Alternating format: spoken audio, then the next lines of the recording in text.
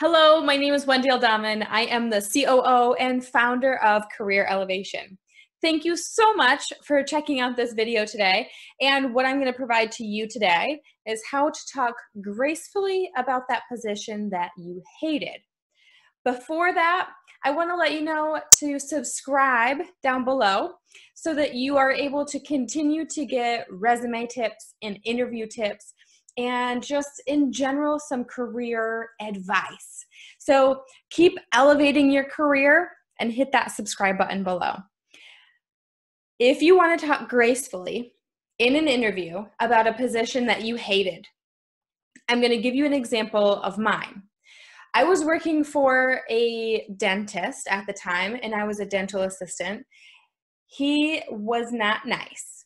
He was very particular, and he wanted things exactly like 1, 2, 3, 4, 5. Like every single time it would go the exact same way.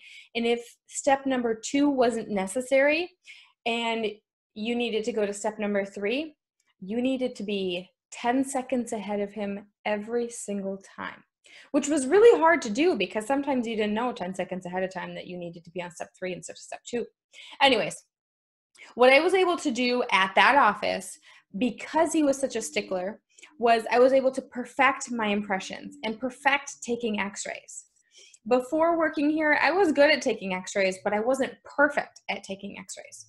So with him being such a stickler and making me be 100% every single time, then going into my next position, I was able to be that person where if somebody couldn't get an x-ray, that they would always be like, hey, Wendy, can you come back here? I need some help on this x-ray. I was always the go-to person for x-rays and impressions from that office on. So I want you to think of what you were okay at or you were good at before working at that terrible office. And then after you left, how did that change? Were you okay and then you were good? Were you good and then now you're great or excellent? I want you to think about that ahead of time. So that's how you're going to be able to, step 1 is talk gracefully about that office. And the next thing is, especially if you're in dental is a small community.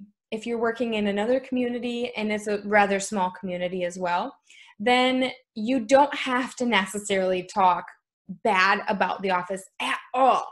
They're going to know ahead of time. They've probably already interviewed people that have worked at that office or worked at that position. They're going to know going into this that that place of employment is not great. Where I worked, he got a new assistant about every time he would dye his hair, even though he will always deny the fact that he dyes his hair.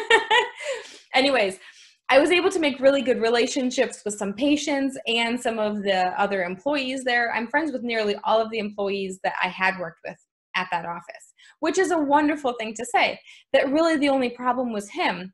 But because I was working directly with him all day long, it made it really hard for me to want to work there. So I remember at month like 2 or 3, I thought to myself, I'm not going to stay here, but what I'm going to do is I'm going to put in 6 months so that at least I can learn some things so that I can come out of this looking a little bit more positive, working there for 6 months versus 2 months. And at the place that I interviewed after this one, I remember specifically the office manager that was interviewing me. She said, how in the world did you make it working there for that long? So apparently in her eyes, I should have left at month 2 instead of I think I stayed there 8 months. But find the positive in any position that you've worked at.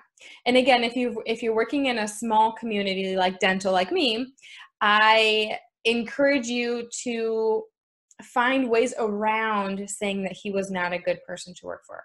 So rather than saying he was an asshole, instead you can say he was very particular with some of the things he wanted, and the fact that he was very progressive with the work that he did, and I'm very conservative in my views of dentistry.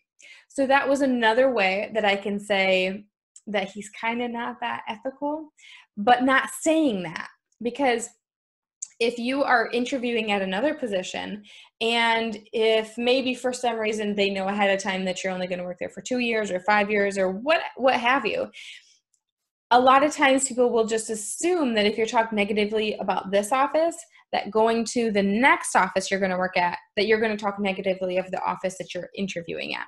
I hope all of that made sense. It made sense in my head, at least. Always remain positive. I swear it's going to be on my tombstone that says, Wendy Aldaman, always positive. So positive that rainbows came out of her butthole. I don't know. But you can always, I promise you, for no matter what, you can always find something positive in whatever office you're in. So what I want you to do is, for that office that you hated, that you struggle with talking about, I want you to put in the comments below. I want you to talk about the negative part, and how you're going to transition that into a positive piece instead of a negative piece. That is my goal for you, my challenge for you. Thank you so much for checking me out today. Again, go ahead and hit that subscribe button and hit the like button, and share this with any of your friends that might be switching positions. Maybe not now, but maybe in the future.